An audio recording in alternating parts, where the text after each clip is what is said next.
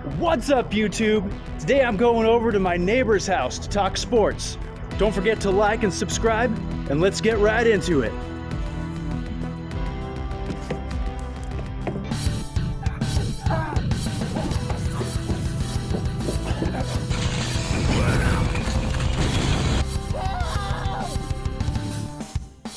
Did someone just scratch me?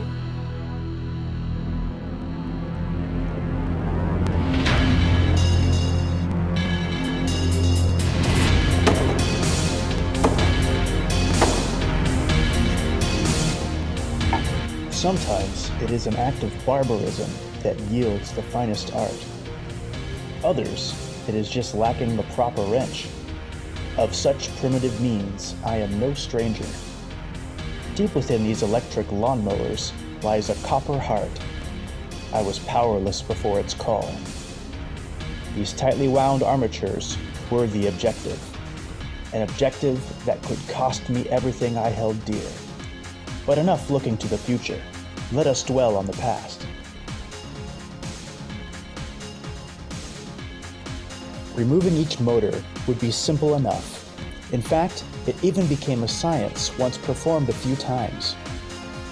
Unlike most Red Lobster employees, I was actually learning, growing faster, stronger, less coherent with each endeavor. There are times in life, however, when a man must ask if the juice is in fact worth the squeeze.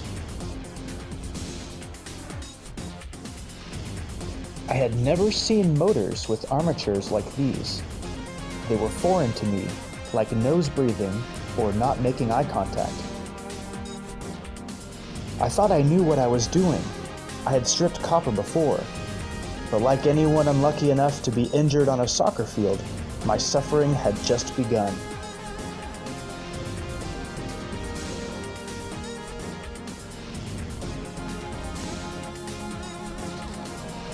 I felt like the armies of Xerxes taking on the brave 300, the Redcoats forming lines against the American militias, like Devin Lariat versus anyone else in arm wrestling.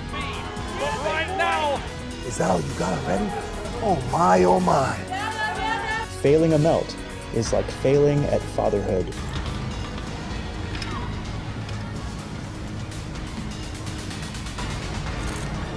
I don't want to play that game anymore. I would not give in, even if it meant leaving conventional methods at the door. The tight interweavings of wire, combined with some sort of wax coating, creates too much friction for wire to be pulled or driven out. I would try something else. Plan A for the copper armatures had failed. Its defenses too strong, my patience too weak. We would move on to my second plan A, and this one would smell worse than a can of Swedish stinky fish.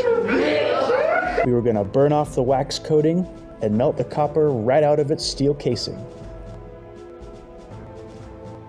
The going would be slow, so I decided to employ a little trick to keep our propane tank from freezing. Propane tanks draw heat from its steel exterior to change the propane's liquid state inside of it. If you run it too long, you are likely to see frost form on the outside. Giving the tank a nice warm bath to sit in will keep your burn going longer. One by one, we would remove the arc reactors, leaving a puddle of filthy copper at the bottom.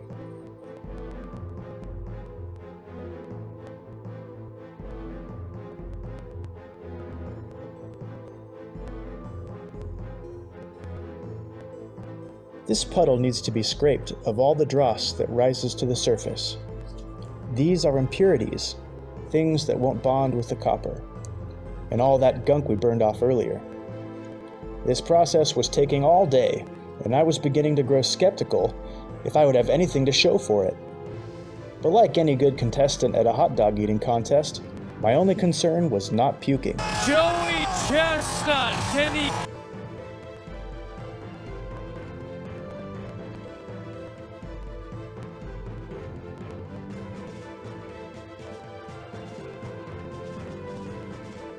My final armature, now burning off its stench, gave me time to practice my sick trampoline skills.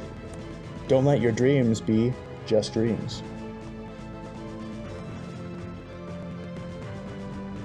It was time to pour. 2 small graphite molds would certainly do, but one would be all we needed.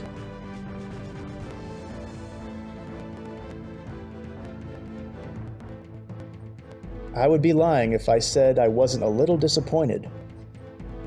But with arms wide open, I would welcome my new ingot to this place and show it everything.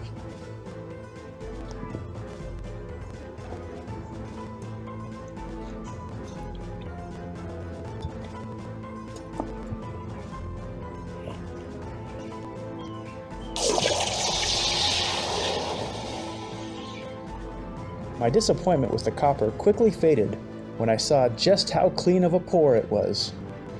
What the ingot lacked in size, it made up for with pageantry and pity. It was a beautiful piece that I had misjudged and would be happy to add to my collection.